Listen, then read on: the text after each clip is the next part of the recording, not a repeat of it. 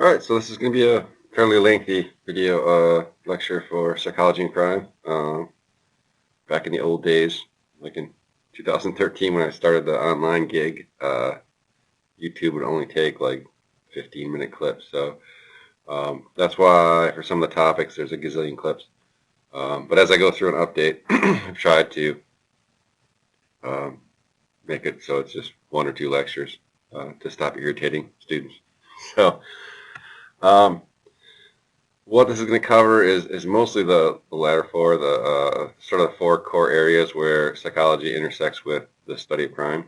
We're going to start with the sort of oldest stuff, and that's sort of Freudian perspectives and psychoanalytic theory.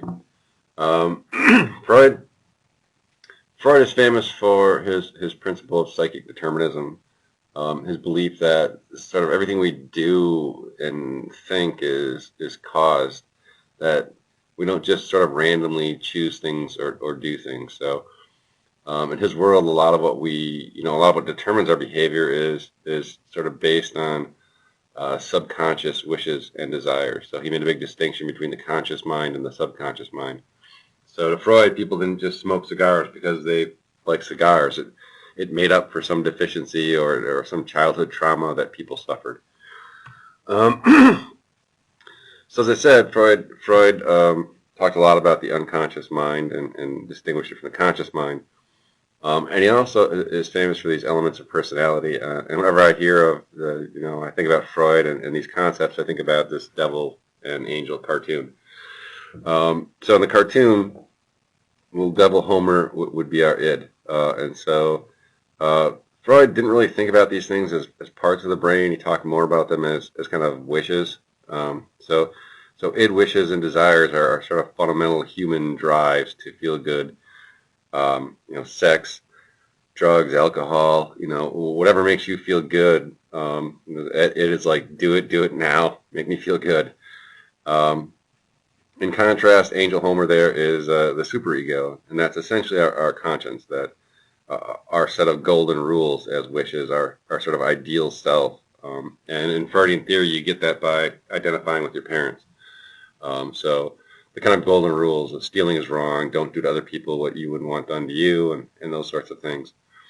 And so it's sort of a battle between id wishes and superego ideals.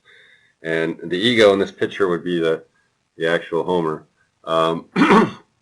And it's essentially it's a way to try to balance the desires of the id with the sort of reality of trying to live up to the superego. So the ego is sort of our here and now conscious, mostly attempts to do that. In Freudian theory, he talks a lot about anxiety, and so where does anxiety come from? We don't have time to talk about all of it, but I'll give you one example. So people learn essentially over time to repress these id impulses and desires. So we still may want immediate gratification, but our ego allows us to sort of bury that to get us in line with our superego.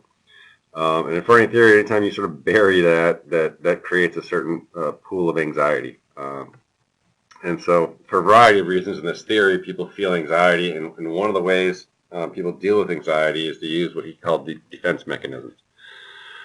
And so a lot of these are still important in modern day criminology. The most common is rationalization, and college students are genius at this. And as I think as are most human beings, that we rationalize when we say, yeah, we did something, but it wasn't really our fault, or I'm not going to do this now. I know I should do it, but I'll do it later. It's not going to be that big of a deal. And so projection is where we sort of project what we're feeling on somebody else. So if you're angry, you start yelling at somebody, why are you angry, right? So you're projecting what you're feeling on the other people. Repression. Repression, I think, if I remember right, is you sort of basically forget something traumatic has happened. So being abused as a child, you sort of, that memory just gets buried into your subconscious and you don't think about it. So those are important in Freudian theory, and some of them are still important in criminology. So how do you tie this to crime and delinquency? Freud himself didn't spend a ton of time talking about crime per se, but sort of followers of Freud spent a lot of time thinking about how his theory might explain delinquency, and some people even use this in camps for delinquents to try to straighten them out. It didn't exactly go well. So if you think about those building blocks, right? It's possible that somebody could have an overactive id, like I want this, I want this, I want this, and it just sort of overruns everything else. Most people in this tradition sort of dismissed that and suggested that it really doesn't matter how active your id is, that most people have strong ids, and that what really matters is the other two components, that a person can have a delinquent ego in the sense that it doesn't do a good job of controlling id impulses.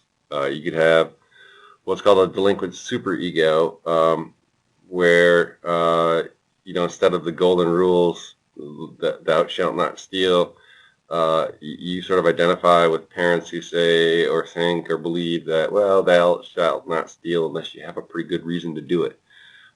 So you can have a golden set of rules that is a bit twisted or warped and consistent with crime. The problem with Freudian theory is that you can't really measure these things. And so, how do you measure somebody's id level or ego level or superego level? They're sort of vague and sometimes contradictory after the fact explanations of the crime and other events. And so, in a Freudian sense, trying to explain crime, you say somebody robbed a bank, and you're like, well, why'd they rob the bank? And the response is, well, it's where the money is, right? Like, they wanted money, and a Freudian would say, well, yeah, but why did they really rob the bank? You're like, wait, what? And so, sometimes crimes don't have, there is no, why did they rob the bank? It's why did you start that dumpster on fire? Or why did you, I don't know, expose yourself to women in a shopping mall? Or, in Duluth, we have a dude that breaks into places to slash up those rubber exercise balls as a form of sexual gratification. So there are crimes where you're like, all right, what the hell is going on? Why would they do that? And in that sense, there's sort of maybe these more deep-seated subconscious issues going on. But in terms of using it, as I said, it's almost impossible to test empirically because you can't directly observe and measure almost any of the concepts. And the therapy that goes along with this theory is psychoanalysis. Psychoanalysis gives us the stereotype of the dude laying on the couch with a psychiatrist standing over them. It's a somewhat accurate Freudian analysis because his whole point of all his therapy was that he was trying to get a window into people's subconscious. And so laying on a couch was a way to get people to relax and what he called free associate, just talk and talk and talk and talk. And eventually what he's looking for is people to sort of blurt something out that like popped out of their unconscious. So if you've heard the term Freudian slip, right, that's where that comes from, that people are babbling away and all of a sudden they're like, blah, they blurt something out and they're like, wow, like I didn't even know I had that in me. And so you're looking for that kind of aha moment. And generally it's sort of designed to attack anxiety, anxious people. And so, that's the idea of a neurotic. A neurotic is somebody who's sort of overly anxious and afraid. And so in terms of dealing with offenders, psychoanalysis, the quote is, works well for adult neurotics who can talk out their problems. And the problem is most offenders are younger. They're not neurotic at all. And one of the big problems is they have difficulty talking out problems rather than acting out problems. So in that sense, it's almost never used for a theory and a treatment method in modern day criminology, but it's still important for a variety of reasons, one of which is that a lot of modern theories have essentially modified Freud's ideas and made them scientific, made them measurable. So you can't measure id, but you can measure somebody's level of self-control, which is very similar ideas. So if you've ever heard of the famous marshmallow test where they put marshmallow in front of a kid and say, if you can wait a minute, you get 2 marshmallows. There's ways to measure somebody's level of impulsivity or self-control. Similarly, rationalizations, right? Excusing behavior is very common in criminals, and we've come to call it antisocial attitudes or pro-criminal attitudes. And you think about, right, Freud's talking about reducing guilt and anxiety. And in a sense, people say, well, yeah, I might have done this act. However, guy had it coming. It wasn't that big of a deal. Didn't really hurt anybody. Those are all things that help reduce anxiety, that help sort of excuse behavior, and they become really important targets for dealing with offenders. So not really sort of a part of modern theory and practice, but the concepts, some of them at least, did transfer over. So let's talk about what is sort of relevant from psychology today, and one of the big core areas is learning. And so there's basically 3 types of learning that behaviorists have identified. Classical conditioning is the oldest. It's the Pavlov, right? So in Pavlov's theory, he conditioned dogs. He used salted meat powder, and in that example, salted meat powder would be the unconditioned stimulus that produced the unconditioned response in dogs, which was that they drool. Right? And then what he did is he paired that unconditioned stimulus with a bell. So meat powder bell, meat powder bell, meat powder bell, and eventually you just ring the bell and it produces that same response, drooling, but now it's conditioned on the bell and not the meat powder. So in this example, it's the little classic little Albert rat. You had a cute little white lab rat that the kid was unafraid of.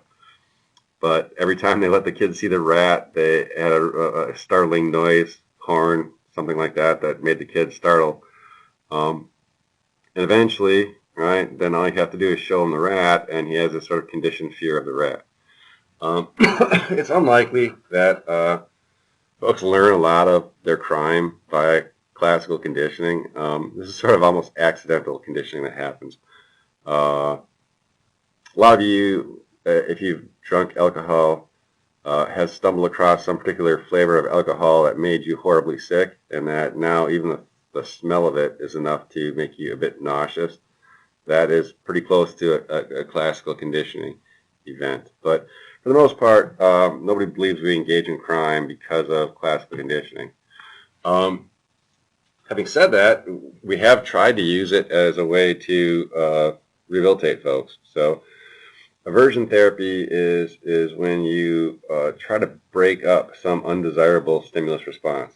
So the example of the ball slasher in Duluth that slashes up exercise balls, right? He's getting some sort of sexual gratification for doing that. So the point of aversion therapy in that case would be to break up that stimulus response. And so what you might do is, I don't know why I'm going in this direction. What you might do is you could, pair the slashing of exercise balls with a really horrible odor that would make the guy sick, or you could inject him with a drug that would make him sick so that every time he slashed up exercise balls, he would feel horribly nauseous.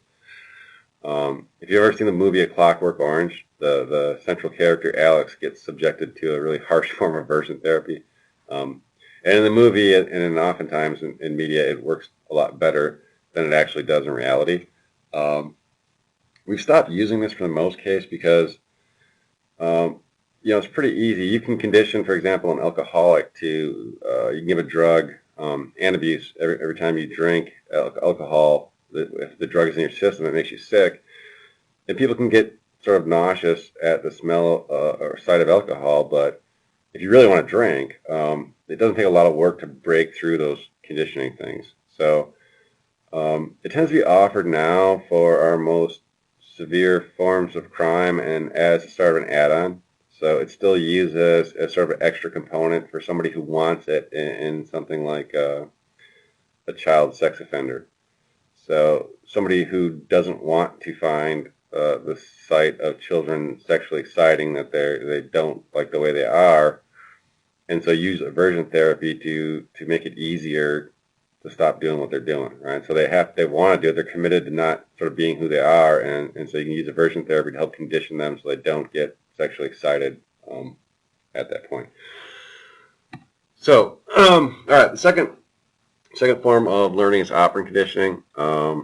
And unlike classical conditioning, operant conditioning is really one of the base ways that relates to crime, base forms of learning. So the gist of operant conditioning is pretty simple, that you have some target behavior, and once somebody does that behavior, the behavior can be reinforced, which means you do something to increase the odds it'll happen again, or it can be punished, which means you reduce the odds. So positive reinforcement could be verbal praise. It can be a treat of some sort. Negative reinforcement is not the same as punishment. So negative reinforcement means taking away something that's unpleasant.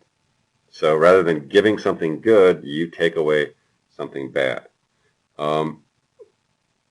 Kids are genius at using reinforcement, which I'll get to in a second. But the whole idea of operant conditioning as it relates to crime is that parents are supposed to condition their kids away from deviant behavior and towards pro-social behavior. So you reward their kids when they do something good, when they treat other people nice, when they make their bed, clean their room, and so on and so forth. And you build habit that way. And then you punish the deviance and the aggression and those sorts of things, so that it's the basis of how we socialize kids. There's a whole literature on operant conditioning. One of the big things from the literature of training, everything from rats to human beings, is that positive reinforcement works a lot better than punishment. Animals, including humans, learn faster. So if you've ever tried to train a dog, right? I trained my Springer Spaniel as a kid, and I didn't know what the hell I was doing. But every time you just pointed at it and with your finger and said bang, it would fall down like it was dead, which was a really cool trick. And literally it was one day in a giant box of treats that, I would push her down on the ground, say bang, and give her a treat. And you do that over and over again, and it doesn't take long to learn. So in that sense, humans are much the same in that we change our behavior much more quickly through positive reinforcement. Unfortunately, it kind of fights human nature with respect to parenting, because when kids are doing what you want them to do, the tendency is just leave them alone.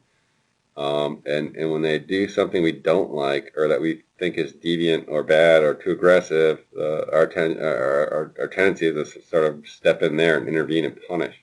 And so we tend to kind of over punish and under reinforce. So as I said, there's a bunch of research that shows that parents who aren't very good at this, that don't supervise their kids, they don't recognize their kids' deviant acts, and they don't consistently punish and reinforce, end up with kids who are delinquents. So one of the sort of hallmark measures is this measure of inconsistent and harsh punishment. So parents who are ineffective tend to only supervise intermittently and punish inconsistently, and don't really use reinforcement very well. And so the idea is don't do that, knock it off, I told you not to do that, and then just bam, just grab them by the neck and shake them up, or use some sort of pretty severe corporal punishment. And that's the sort of opposite of how people learn. People learn through the consistent application of punishment and reinforcement. So delinquents tend to come from families where parents aren't skilled at using operant conditioning. Here's a sort of grand theory. Gerald Patterson is he's still doing it, the head of the Oregon Social Learning Center.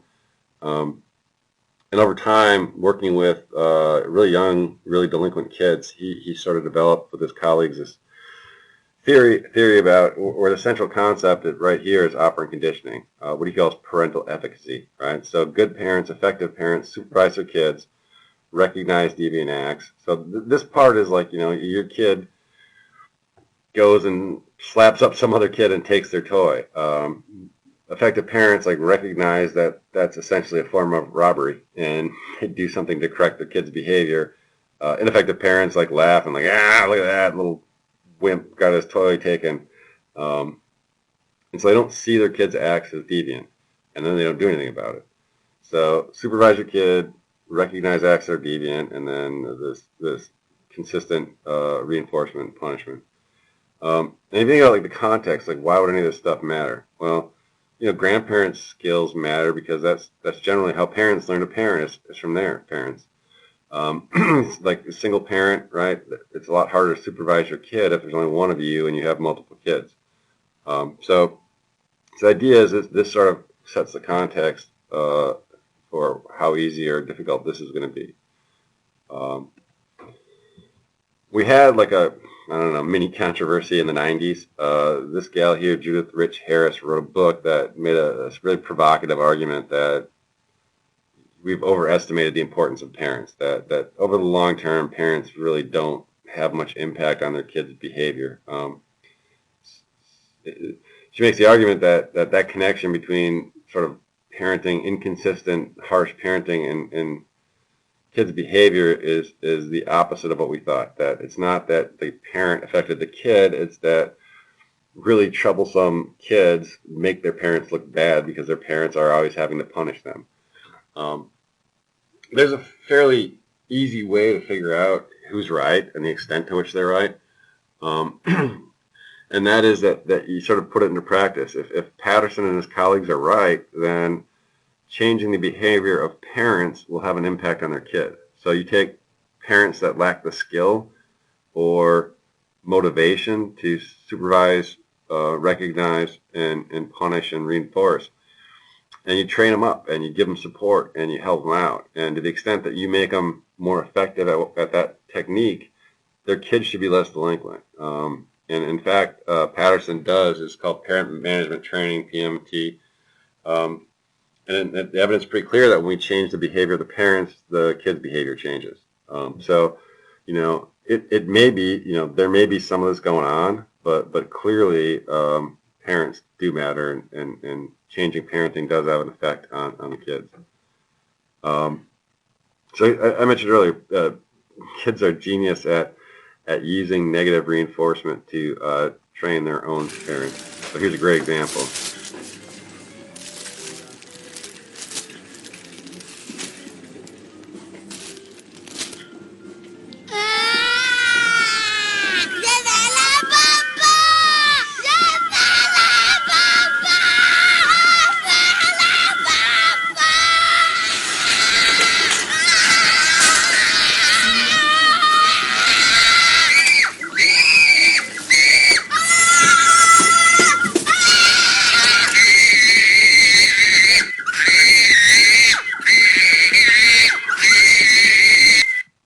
So that kid there is using a form of negative reinforcement, right? That if the dad caves in and gives him some sweets, what's he going to do? He's going to stop all the laying on the floor, screaming and yelling and causing a scene.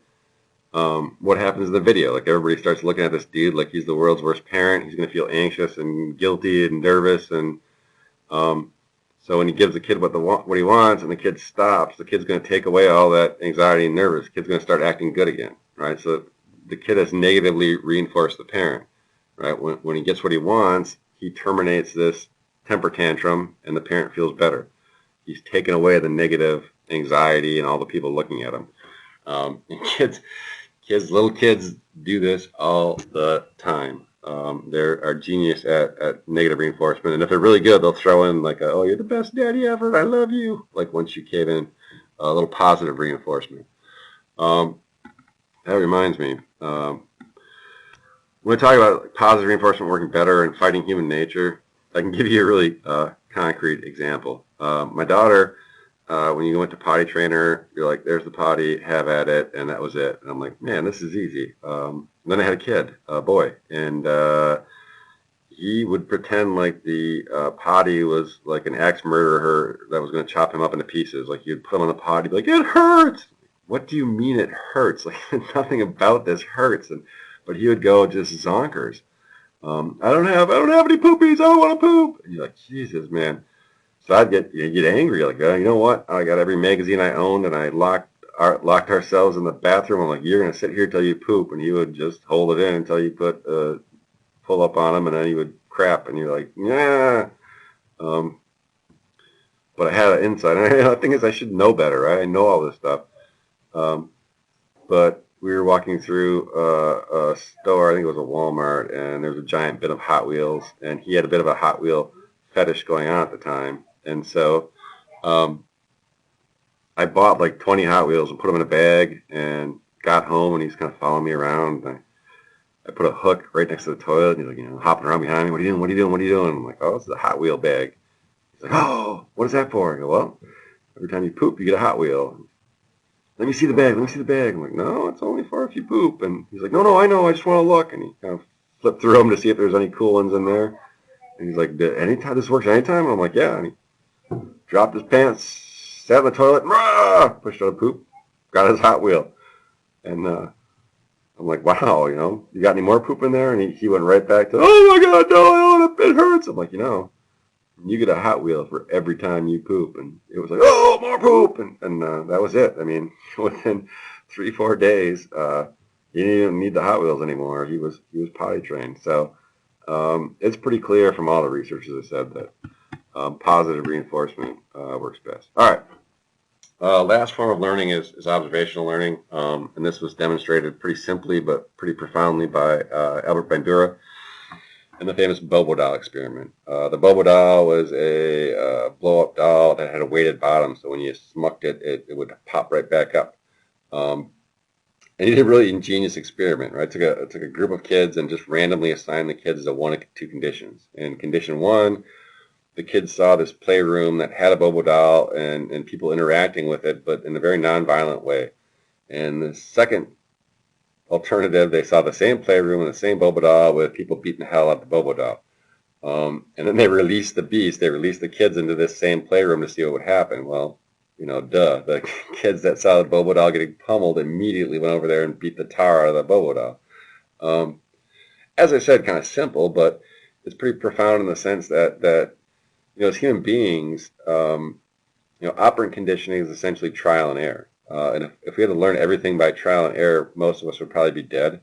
Instead, as human beings, we were able to learn by watching other people and seeing what they do and seeing whether they're reinforced or punished for their behavior. Think about deterrence theory. That's all it is, right? Deterrence is the idea that we watch general deterrence, that we watch what happens to other people, and we use that to sort of inform our decisions. So if we see other people getting punished for something, we're unlikely to do it.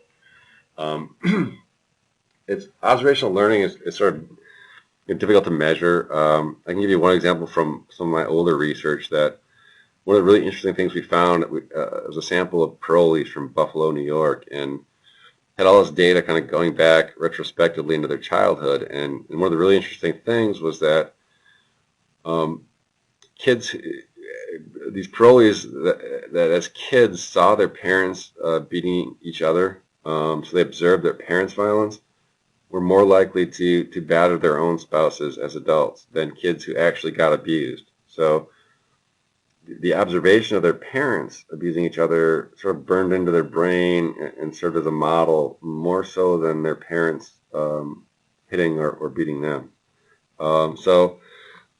It's pretty clear that a lot of what we learn comes from that observation. In that sense, psychologists tend to be much more open to this idea that media has an impact on crime, because if you think about what's on media, it makes a lot of sense that it'd be sort of things that condition people to engage in aggression or violence. That a lot of the role models on TV get rewarded for their aggression and violence. That violence is portrayed mostly in this sort of magical way, like you shoot somebody and they fall over, right? Well, if you've ever actually shot anything in your life, it usually doesn't just fall over. It flops around and groans, and it's very uncomfortable. But that's not how it's shown usually on TV, with some exceptions in some more graphic movies. But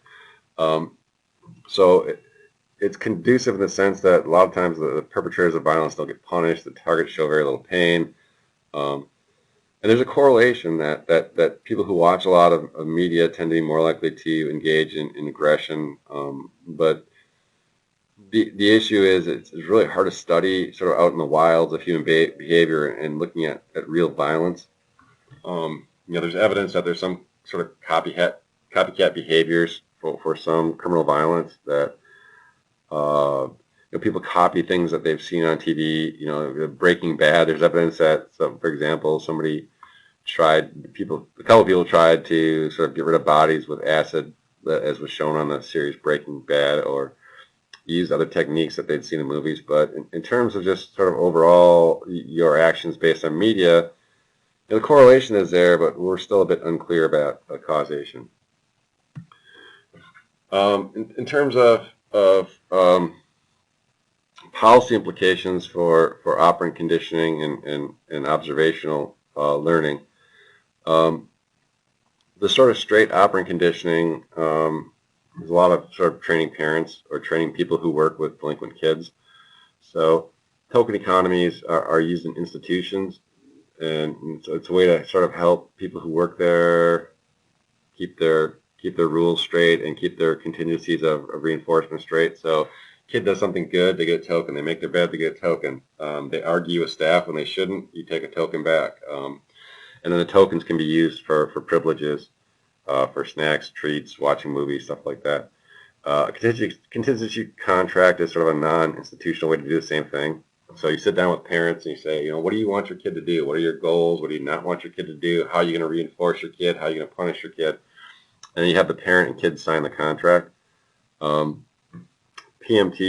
I mentioned earlier, is a way to train parents to supervise and reinforce and punish their kids. So if you ever seen any like the Nanny 911 or Nanny My Kid or Please Rescue My Parent, that's all based on this stuff. It's all the same thing, training parents in the techniques of operant conditioning. They gave you the potty training example. Here's the next slide, another example. If you're going to use reinforcement, that's immediate works better than, especially if you're dealing with kids, than some promise of something big, right? Little immediate reinforcements tend to work better. Otherwise, as I said, you're going to end up owning yellow raft. For some reason, my daughter a few years back saw one of those yellow rafts with the oars and just like, oh my God, I got to have this. And so my wife bought it and tried to use it as a way to get the kids to do chores. And so this is the raft, and she covered it in brown paper and made all these squares. And so the idea was, every day they did, and it's like all these tasks, like do something, pick up your room, help with this, clean clothes, take care of the pets. The idea was once they get the whole box X'd out, they could have the raft. Well, that's a lot. That's a lot to ask of I think at the time, like a 10-year-old and an 8-year-old. So what happened is they did it for a while and gave up. And then when it got to be like camping time with all their friends and they really wanted to take the raft, my daughter wrote all this over there. It's really funny stuff. I kept the wrapping paper. So maybe someday when she has kids as a gift, a baby shower, I'm going to give her this so she can see. She wrote all like, would you give it to me if I get good grades? That was my favorite. I can't speak my mind without getting in trouble. Why do I have to work for it? Which is a great conversation. Like, I'm like, yeah, I wish UMD would just give me money too. Like, wouldn't it be great if I didn't have to work and they just gave me money? So, anyhow, long story short, they never got the raft. I think we sold it in a garage sale years later. But reinforcement should be more immediate, especially for kids. All right. So, the last sort of core element with respect, and it relates to learning very close, is this cognitive psychology. So because human beings can think, it creates unique opportunities for learning. So our thoughts, cognitions, like behaviors, can be learned, and we can use our cognition to sort of use operant conditioning on ourselves. So you hear kids do this all the time, and adults have learned to sort of internalize it. But whenever you kind of beat yourself up, like, oh my God, I'm such an idiot, or you think that in your head, you're literally punishing yourself, right? Like, you are mentally punishing yourself, and you can mentally reinforce behavior as well. So with respect to crime, the two areas that we focus on are cognitive structure and cognitive content. So structure refers to sort of patterned ways of thinking that mostly folks learn. And in crime, a lot of the cognitive structure we focus on are things that people aren't thinking, right? So if you lack self-control, you are not thinking about how your actions are going to affect yourself long term. If you lack empathy, you're not thinking about how your actions hurt other people. Um, if you have anger issues, right, you're not thinking about whether you're going to get angry while it's happening, and you're unable to sort of to think about ways to stop it. So Kohlberg's theory is this idea that moral reasoning is a form of cognitive structure in terms of like how we decide to do the right thing. And people advance through stages where they get more sophisticated in thinking about right for wrong. So very little kids sort of blindly follow those with authority. So might is right, right? Whoever has the most power, you listen to, and as long as they're watching you, you make sure you're following their rules. A lot of delinquents get stuck in this stage too. That when they think about what to do and whether something is right or wrong, it's all about themselves and furthering their interest, and other people's interests are only important as a way to get what I want. So that's the idea of moral development as a cognitive as a cognitive structure, that people have these patterned ways of reasoning. Kohlberg is the one that did the people do scenarios like if your wife is dying of cancer and you can't afford the drugs, should you break into a pharmacy and steal the drugs? Right. Well, obviously stealing is wrong and burglary is wrong, but obviously your wife is dying, and so what he'd look at is how do people sort of morally reason through that, and from that he developed these stages. So that's just sort of one example of in detail of that cognitive structure. Cognitive content, so structure refers mostly to what we're not thinking. Cognitive content refers to a lot of what we do think. And the big thing here goes back to those Freudian rationalizations or denials. So when a criminal thinks, I'm not really hurting anybody. And these get more common, these rationalizations, as the sort of stigma of the crime gets worse. So you think about sex offenders who prey on children, they're sort of the worst of the worst. And so for those folks, they have to figure out some way to live with themselves, right? So they sort of mentally lie to themselves, and well, I'm not really that bad. I'm not really hurting. You will hear child sex offenders say things like, well, I'm just helping the child explore their sexuality, and children are sexual creatures, and so on and so forth. And so they'll have this sort of web of deceit, self-deceit. And sociologists have been, I hope not anymore, kind of skeptical of this because they sort of see it as, well, yeah, when you question somebody, say, well, why did you do that? They'll come up with excuses, but they don't really cause crime. Psychologists, given their sort of understanding of learning and how this works, see it for what it is. It's a form of negative reinforcement, right? So every time you feel guilty and then you say, well, I wasn't really hurting anybody, and that guilt goes away, that's a great example of negative reinforcement, right? You've taken away something bad, the guilt and anxiety that goes with your crime, and in that way you've reinforced your behavior. So you've done something bad, you feel guilty, and then you remove that guilt. And every time you remove that guilt and anxiety, you've reinforced your own behavior. So every good rehabilitation program out there, so in the Moodle readings, I have you read the MST, multisystemic therapy. They deal with these antisocial thoughts. So in this case, the Homer thinks that the sort of world should work the way he wants, and he has all these sort of irrational criminal thoughts. And one of the things they do is they work with him to sort of retrain the way he thinks.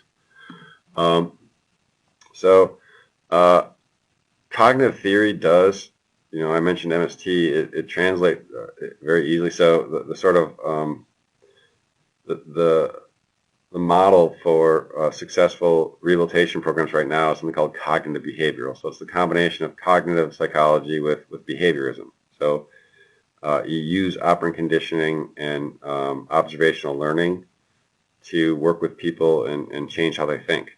So the behavioral part is using behavioral techniques to change how people think.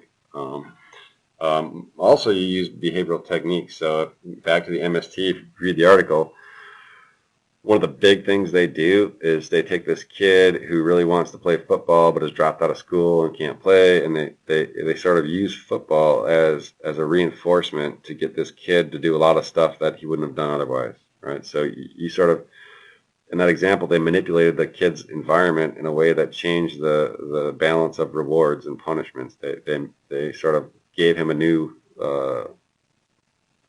reinforcement to work towards.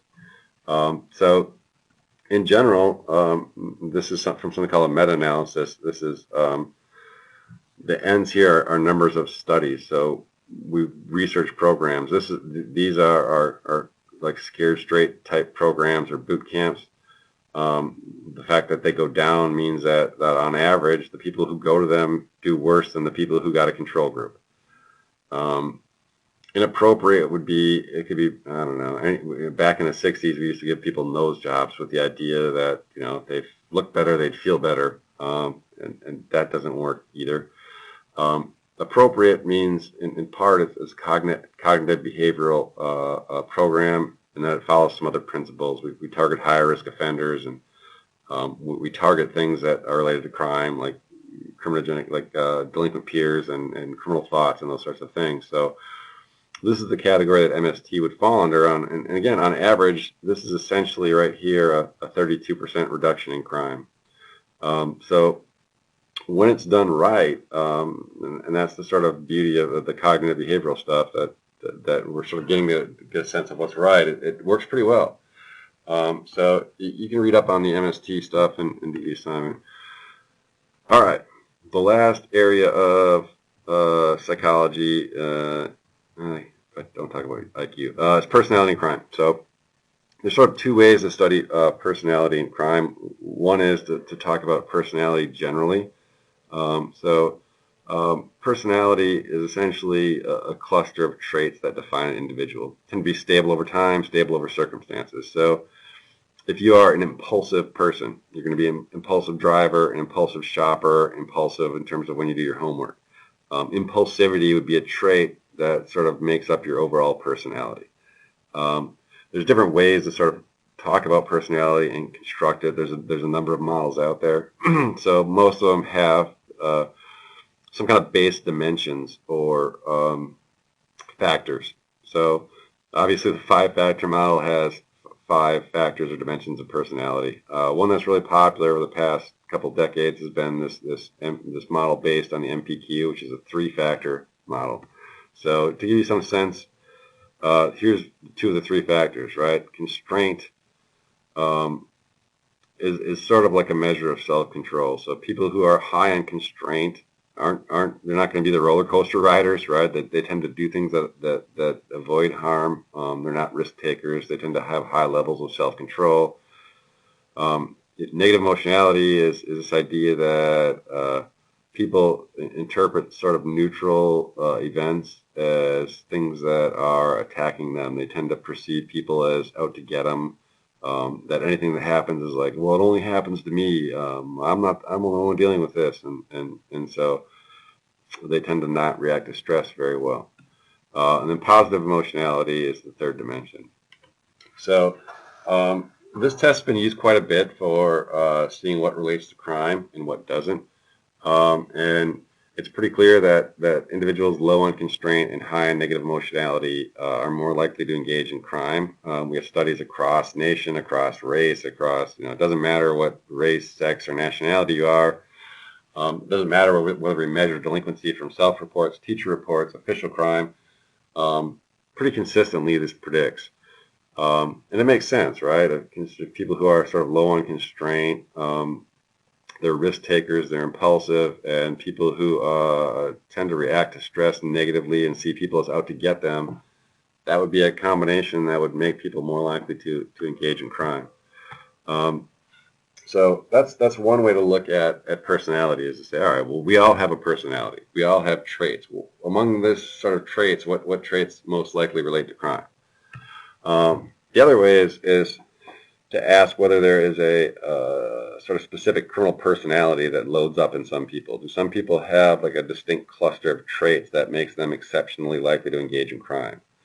And And the idea of psychopathy, we used to call it moral insanity back in the late 1700s, early 1800s. It's really one of our oldest sort of scientific concepts. And I think that this name really captures the idea of a psychopath pretty well. The idea is that we're insane just in terms of our moral, in terms of the conscience. So the defining feature of a psychopath is a lack of conscience. Psychopathy isn't in, so this is the Bible of psychiatry and psychology, the DSM, Diagnostic and Statistical Manual. It's the Bible of all disorders, and they've been reluctant to include psychopathy. They have something called antisocial personality disorder that looks like this. And the issue with this for psychologists or for criminologists is that if you look at these things, right, and you ask yourself, like, how many people in prison would fit this, right? They've behaved in a way that's ground for arrest. Check. Manipulative, impulsive, aggressive. And it turns out it's like 70-80% of people in prison would meet this diagnosis. So for criminologists, we'd say, yeah, that's like a chronic offender. You're not helping us very much. In contrast, the idea of a psychopath or psychopathy is much narrower. You see this sort of laundry list of key features, and in here there's sort of a behavioral element and an emotional element. So the emotional sort of egocentric, like really love themselves and who they are and have a grand opinion of who they are. They have no emotional depth. They don't feel the same things we feel. And the behavioral, the sort of trivial, leeching, jump from place to place sort of behavior. So you look at this, most students have this, most people kind of look at this and they have this little aha, like, I know somebody that's a lot like this. So it came, this sort of classic description. It's been around since the 1700s, but Cleckley is the guy who sort of wrote the book, literally, that laid all this stuff out. Robert Hare is a Canadian psychiatrist who sort of took Cleckley's stuff and was the first person to develop a way to measure psychopathy. And so he created a checklist based on these stuff. And it's pretty simple. Like, it's a series of questions that are designed to sort of elicit responses that inform us on all these things. So is the person you're interviewing trying to be manipulative? Do they show this sort of superficial charm? And you score them as either yes, maybe, or no. So yes gets 2, maybe gets 1, no gets 0. And so with 20 items, a perfect 40 would be the perfect psychopath. The idea is, at some point you say, well, 28. Once they get to 28, once they get to 30, we're pretty damn sure they're a psychopath. And the cool thing is, then you can start sort of distinguishing between folks in prison that are psychopaths versus folks in prison that are not psychopaths. And some very fascinating research out of this. So I posted on Moodle what to do if your child is a psychopath, and they get into a little bit of this, but the fMRI scans, they're scanning the brain to see how people react emotionally. So the hallmark is a lack of conscience. Why do psychopaths not sort of have a conscience? They sort of understand at a basic level right from wrong, but they feel no compulsion to actually follow through. And one of the hypotheses is that there's something wrong with respect to both speech and emotion, that most people learn through conditioning processes, that they connect speech and thought about doing something with pain and anxiety. And so if there's trouble with speech, or if there's trouble with the emotional connection of speech, then psychopaths are unable to sort of form those connections. So it's really sort of a newer, fascinating area in the research in criminologists. So there's a lot out there if you're interested in studying that.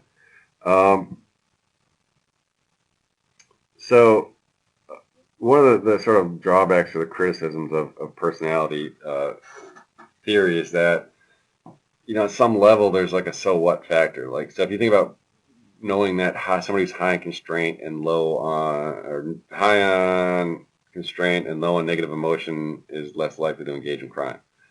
So what? Where does constraint come from? Where does negative emotionality come from? So in a sense, and you can take a psych class on theories of personality. That's much like our theories of crime. So To criminologists, you're like, well, yeah, you're still a step away from giving us a real answer. The other issue is that personality traits are often portrayed as like sort of part of who you are and near impossible to change.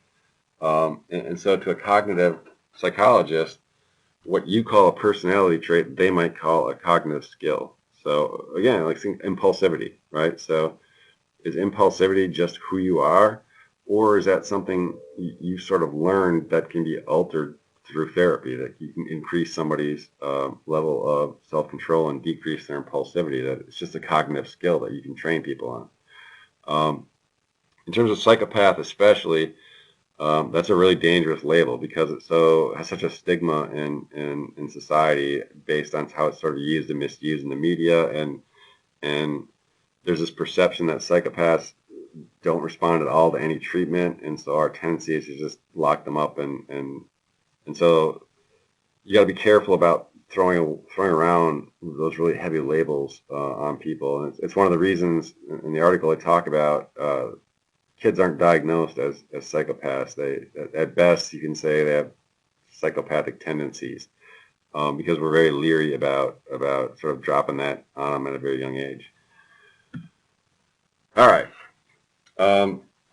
Last area, I don't want to spend a ton of time on this, is the relationship between intelligence and crime. Back in the 1800s, we spent a lot of time trying to identify people who are feeble-minded, and until we developed IQ. So I want to talk a little bit about IQ. IQ comes from a guy named Alfred Binet, who was a French French scientist.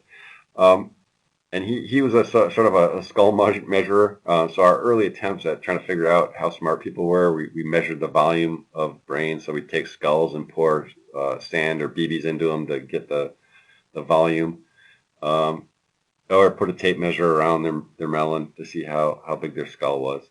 And what he found is in doing this, he had teachers nominate the bright kids and the dull kids, and then he measured their heads. And he sort of realized two things. One, there wasn't much of a difference between the smart and dull kids. And second, he was worried, he might stretch the tape measure a little bit more if he knew that the kid was supposed to be not all that bright, and that he might bias his own test results. So eventually the French government sort of pays him to develop a test to identify what we would call learning disabled children now. And so he just developed this, what he called a hodgepodge of tests that, counting things, sort of rudimentary spatial, identifying patterns in space, what we call spatial reasoning now. And they weren't meant to be a device for measuring intelligence in normal kids. They're meant to be ways to identify kids who are going to struggle. And so Binet, said, look, don't use these as a way to measure normal people.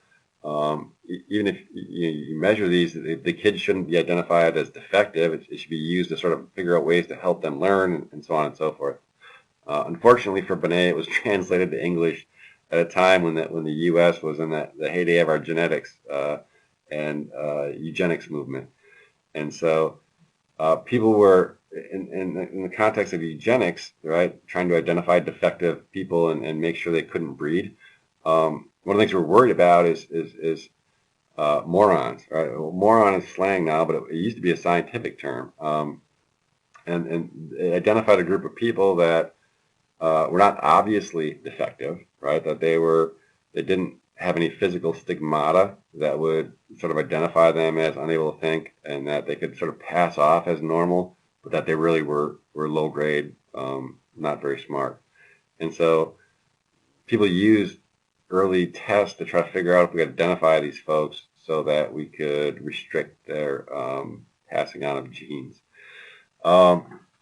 IQ actually stands for intelligence quotient. So Binet, his hodgepodge of tests, it was the number.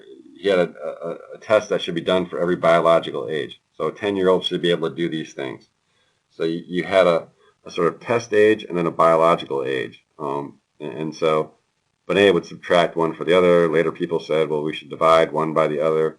So modern IQ still uses the same sort of measurement. So a normal IQ would be your biological age divided by the age of tasks that you're doing. You multiply it by 100. That, you know, anything divided by itself is 1. Multiply it by 100. So a normal IQ has always been 100. Nowadays, all we have is sort of relatives of these hodgepodge things that people have developed over time, and we manipulate the scores so that the mean is always 100 and standard deviation is 10. What do we know? In modern IQ tests, there's a gap of 8 to 10 points between offenders and non-offenders, even when we control for things like race and class and other stuff. Recognize that's not a big difference. That in terms of predictors of criminal behavior, IQ is a very weak indicator of criminal behavior, but it does sort of consistently predict. And so in the early 2000s, late 90s, we had this controversy. These folks wrote a book all about IQ, and one of their chapters was about IQ and crime, and they basically made the argument that offenders were sort of too stupid to figure out right from wrong. And again, you go back here and say, you know, really an 8-point difference is going to be a difference between people figuring out right from wrong. Most criminologists think that this IQ gap is really more of an indirect thing, that you know, IQ, this is based on research I've done, that IQ predicts things like school performance and who you hang around with and other factors that also relate to crime. So the main point here is that IQ today, there's still debate about what this is. Is it just sort of book smarts? Is it truly native intelligence, or is it something that's learned? But regardless, when you get an IQ score, it predicts crime, not very well, and probably because it predicts things like how well you're going to do in school and who you're going to hang around with, and these are the things that directly predict crime. All right, so psychology in general focuses on individual differences between people. And so what we talked about are learning, cognition and IQ, and personality. So that's enough.